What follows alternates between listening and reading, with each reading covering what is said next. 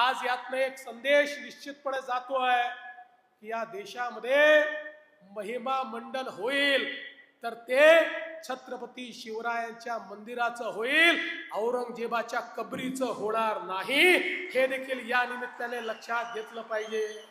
आज हे ठीक आहे, खरं म्हणजे त्या औरंग्याची कबर कशाला हवी, परंतु आपल्याला देखील कल्पना आहे की एएसआय ने त्याला 50 वर्षापूर्वी संरक्षित म्हणून अशा प्रकारचं त्या ठिकाणी स्थळ म्हणून घोषित केलेलं आहे आणि म्हणून त्याचं संरक्षण देखील करायची जबाबदारी ही राज्य सरकारवर आणि केंद्र सरकारवर येऊन पडलेली आहे।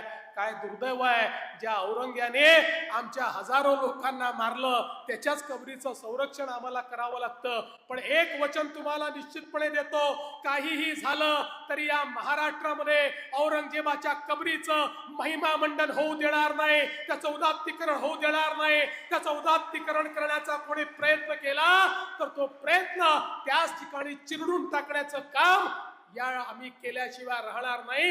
हे वचन छत्रपती शिवरायांच्या या मंदिराच्या समोर आपल्या सर्वांना मी देतो।